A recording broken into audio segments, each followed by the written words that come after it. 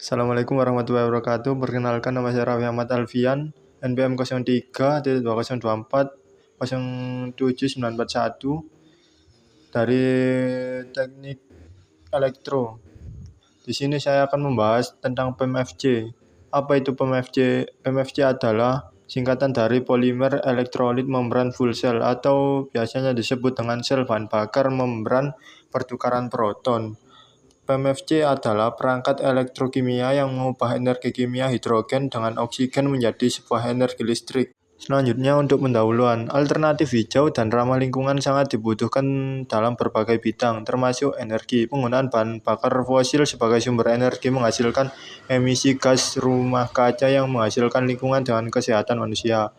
Sel bahan bakar dianggap sebagai solusi potensial untuk krisis energi karena emisi yang bersih berupa air dan panas. Sel bahan bakar memanfaatkan energi yang terkandung dalam hidrogen yang dipandang sebagai bahan bakar masa depan. Untuk mengurangi ketergantungan pada bahan bakar fosil, salah satu jenis sel bahan bakar yang menjanjikan adalah sel bahan bakar membran elektrolit polimer atau yang disebut PEMFC.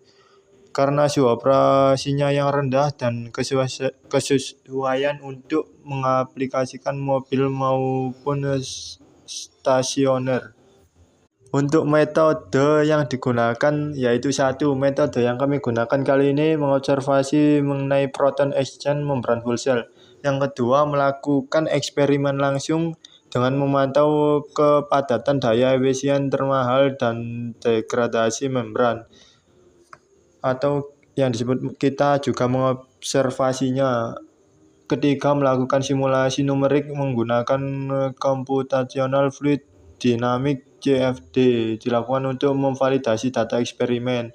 4. Melakukan analisis statistik mendalam mengungkapkan hubungan antara variabel tersebut. Untuk jenis-jenis full cell ada 6, yaitu PEMFC, AFC, PAFC, MFC, SOFC, DMFC. Untuk yang pertama membahas PEMFC, disebut sebagai sel bahan bakar membran elektrolit polimer dan kemampuan operasional dalam suhu rendah 50-100 derajat Celcius.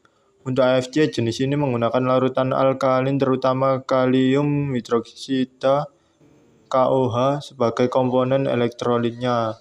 Untuk ketiga, PAFC, sistem ini menggunakan asam fosfat H2PO4 sebagai elektrolit dengan adalah stabilitasnya yang teruji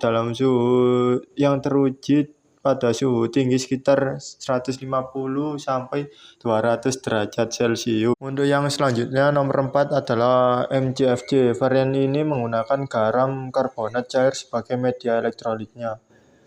Untuk yang kelima, SOFC. Teknologi ini menggunakan oksida padat seperti zirkonia sebagai bahan elektrolit.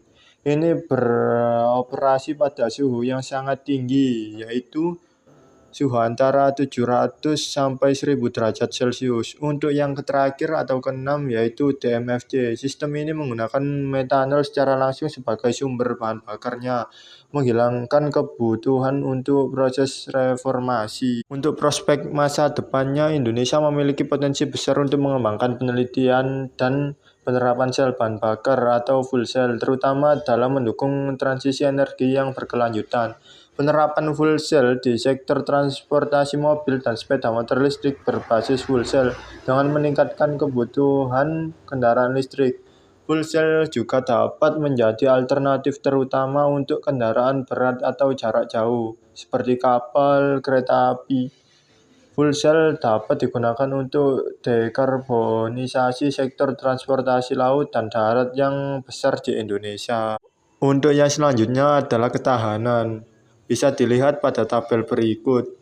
Untuk ketahanan yang paling tinggi adalah TFSA, yaitu sekitar hampir 600.000. Untuk yang terendah bisa dilihat polimer dan membran elektrolit yang hampir sekitar 0. Untuk yang terakhir adalah kesimpulan.